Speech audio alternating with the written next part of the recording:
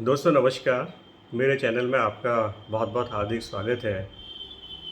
जैसा कि आशा की जा रही थी कि ईरान इज़राइल के ऊपर अटैक करेगा और वही हुआ।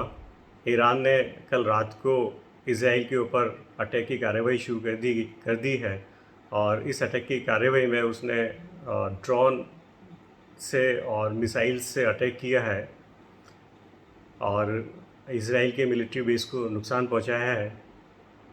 इज़राइल ने दावा किया है कि उसके आयरन डोम ने ईरान की काफ़ी मिसाइल्स को नष्ट कर दिया है। इसके अलावा काफ़ी ड्रोन्स को भी नष्ट कर दिया है। तो ये जो सारा घटनाक्रम है वो शुरू हुआ है इससे पूर्व इज़राइल के द्वारा ईरान की एम्बेसी में जो अटैक हुआ था। ईरान की एम्बेसी जो सीरिया की राजधानी दमिश्क में थी, उस अटैक के अंदर ईरान के कुछ सीनियर कमांडर और कुछ सैनिक मारे गए थे, लगभग 13 के आसपास। तो उसके बदले लेने की कार्रवाई थी और इसके लिए अयातुल्ला खमेनेई ने पहले भी चेताया था कि वो इसका बदला लेगा और आखिर उन्होंने वो कार्रवाई, जो बदले की कार्रवाई है, वो शुरू कर दी है।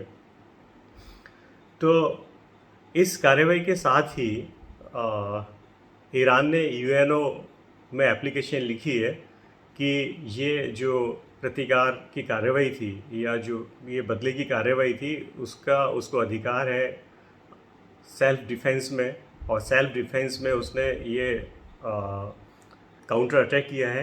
और article 51 of international charter, UNO charter, इस बात की परमिशन भी देता है।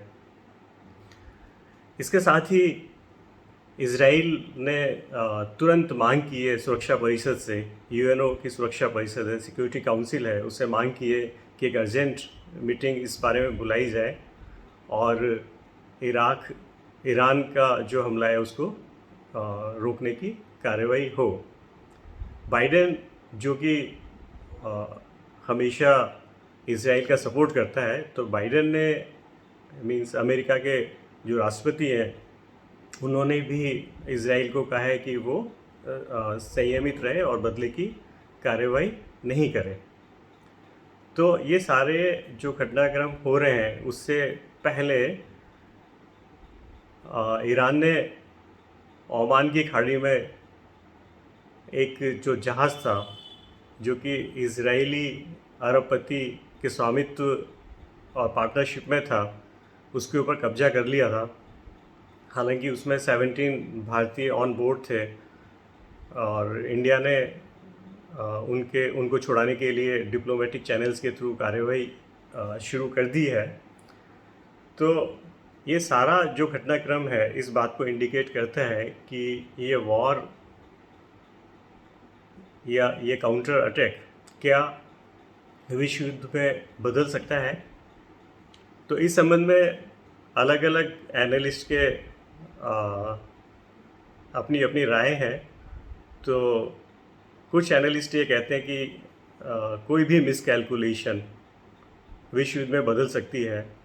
हालांकि सभी इस बात की संभावना जता रहे हैं और जिस तरह के रिएक्शन इज़राइल की तरफ से, ईरान की तरफ से या अमेरिका की तरफ से आए, तो उसमें ये बहुत स्पष्ट होता है कि कोई भी युद्ध को बढ़ाना नहीं चाहता है, क्योंकि फुल स्केल वॉर या वॉर का एस्केलेशन किसी भी देश के हित में नहीं है। ये ईरान की तरफ से एक साइकोलॉजिकल वॉर थी जिसमें वो कैलिब्रेटेड अप्रोच रखना चाहता था, कैलिब्रेटेड अटैक करना चाहता था, क्योंकि ये उसके लिए फेस सेविंग था, ताकि वो अपनी जनता, ईरान की जनता को सेटिस्फाई कर पाए कि हमने बदला ले लिया है।